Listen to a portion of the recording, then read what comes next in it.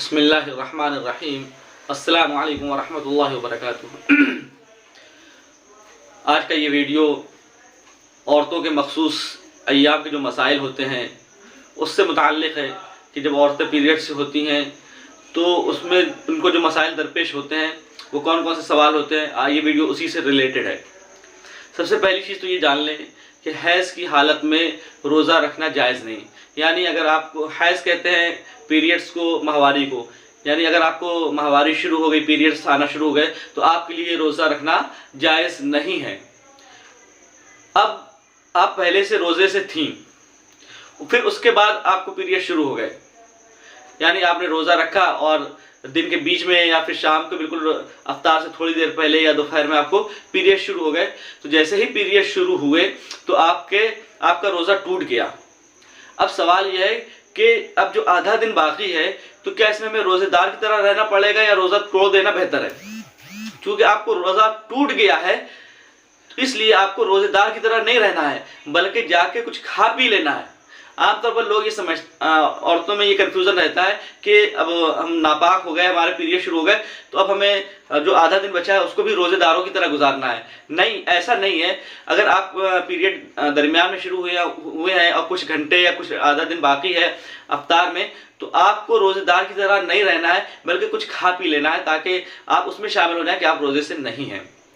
बरखिलाफ इसके कि आपके पीरियड्स चल रहे थे और दरमियान में बीच में आप पाक हो गई और अभी आधा दिन बाकी है, तो अब चूंकि आप पाक हो चुकी हैं इसलिए अब आपको रोजेदारों की तरह रहना बाकी है, ताकि ये लोगों को पता चल जाए ये पीरियड से वो हो गई हैं और ये रोजेदार की तरह हैं। ये थोड़ा सा फर्क है। दूसरी चीज, कुछ औरतें क्या करती हैं कि हर एक के अंदर रोजे में रोज़ा रखने की ख्वाहिश होती है और औरतें बहुत परेशान सी हो जाती हैं और बेचैन हो जाती हैं कि हम क्या करें, ये हमारे पीरियड्स आते हैं तो हमारे ये 7 दिन 8 दिन हम रोज़ा नहीं रख पाएंगे और हम नेकियों से महरूम रहेंगे, दीनी काम से महरूम रहेंगे। तो लेडीज़ क्या करती हैं कि कुछ दवाई आती है जिसकी वजह से, दवाई खाने की वजह से उनके पीरियड्स रुक जाते हैं। तो आया इसमें दो चीज़ें हैं, क्या पीरियड्स को रोकना जायज़ है और दूसरा सवाल यह है क्या उसको पीरियड्स रुके हुए माने जाएंगे या नहीं। तो इसमें ये समझ लें कि अगर किसी लेडीज़ ने, किसी खातून ने पीरियड्स रोकने के लिए दवाई खा ली तो चूंकि वो चूंकि दवाई खा ली और उसके पीरियड्स हुए नहीं तो वो पाक मानी जाएगी, पाकी उसकी शुमार की जाएगी और वो रोज़े रख सकती है, वो चाहे जितने दिन तक उसका ये पाकी का सिलसिला चले। हर औरत को मालूम होता है कि पीरियड कब से शुरू होते हैं, उससे पहले उसने वो दवाई ले ली तो अब उसको पीरियड ही नहीं आए। जब पीरियड ही नहीं आया और उसकी माहवारी नहीं आई तो वो पाकी समझी जाएगी और वो पूरे महीने के रमज़ान के रोज़े रख सकती है। अब दूसरा पहलू और तलब है, क्या दवाई के जरिए पीरियड्स को रोकना, माहवारी को रोकना जायज़ है या नहीं। तो शरन तो इसकी गुंजाइश है, शरन ऐसा करना जायज़ है, दवाई के जरिए रोके जा सकते हैं। लेकिन तिब्बी नुक्ते नज़र से अगर दवाई के जरिए पीरियड रोकने की वजह से कोई बीमारी पैदा होने का खतरा है, किसी नुकसान का अंदेशा है, तो ऐसा करना जायज़ नहीं है, वरना जायज़ है।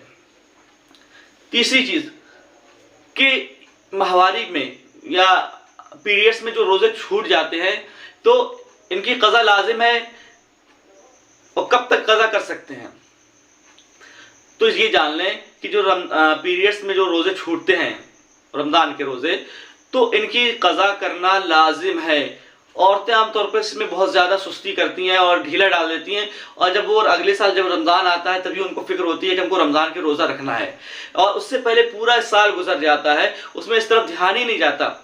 एक लोगों ने सवाल किया कि रोज़े रखना, हमने तो कई साल से रोज़े नहीं रखे, हमें पीरियड्स आ रहे थे, करीब 8-10 साल हो गए, तो क्या हमें सारे 8-10 सालों के रोज़े रखने पड़ेंगे या सिर्फ तौबा से ही काम चल जाएगा। तो इसमें एक बात ये जान लें कि तौबा का काम सिर्फ उस जगह पे चलता है अगर हमें कहीं हमसे अल्लाह की नाफरमानी हुई हो, लेकिन जो काम हम कर सकते हैं तो उसमें से तौबा से काम नहीं चलेगा, बल्कि उसकी क़ज़ा लाजिम होगी। मिसाल के तौर पर अगर हमने नमाजें छोड़ी हैं तो सिर्फ तौबा से काम नहीं चलेगा, बल्कि नमाजों की क़ज़ा करनी पड़ेगी। इसी तरीके से जो हमारे जो पीरियड्स में और माहवारी में जो रोज़े छूटे हैं तो हमें उनकी क़ज़ा करनी पड़ेगी, सिर्फ जो है तौबा से काम नहीं चलेगा। अब सवाल ये होता है कि इतने सारे रोज़े हो गए तो हम कैसे अंदाज़ा लगाएं कितने रोज़े छूटे होंगे।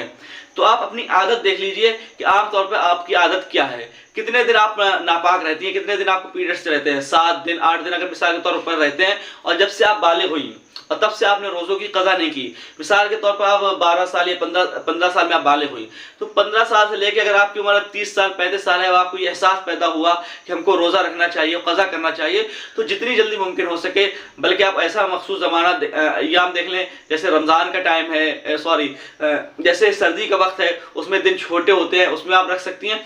तो आप एक वो बना लें, एक डायरी टाइप की बना लें, और उसमें सारे दिन नोट कर लें कि हम ये पूरा 10 साल का वक्फा हुआ, अगर एक हमारा 8 रोज़े छूटे साल में, तो एक साल में 8 हुए, तो 10 साल में 8 दाम 80 रोज़े हुए, तो 80 रोज़े हमको मिसाल के तौर पर रखना है। तो 80 रोज़े रखने की तरतीब क्या होगी, तो मरने से पहले कोशिश ये कर लें कि हम इन रोज़ों की कज़ा करना शुरू कर दें। अगर हमने इसकी फिक्र नहीं की और हमने रोज़े नहीं रखे, तो हमारे इंदल्लाह माखूज होंगे, हमारी अल्लाह के नज़दीक पकड़ होगी और हमें सख्त गुनाह मिलेगा और अल्लाह हमसे नाराज़ होगा। ये चंद मसाइल थे जो मैंने आपके सामने बयान किए। अल्लाह हम सबको इन पर अमल करने की तौफीक अता फरमाए। व मा अलैना इल्लल बलाग। अस्सलामु अलैकुम।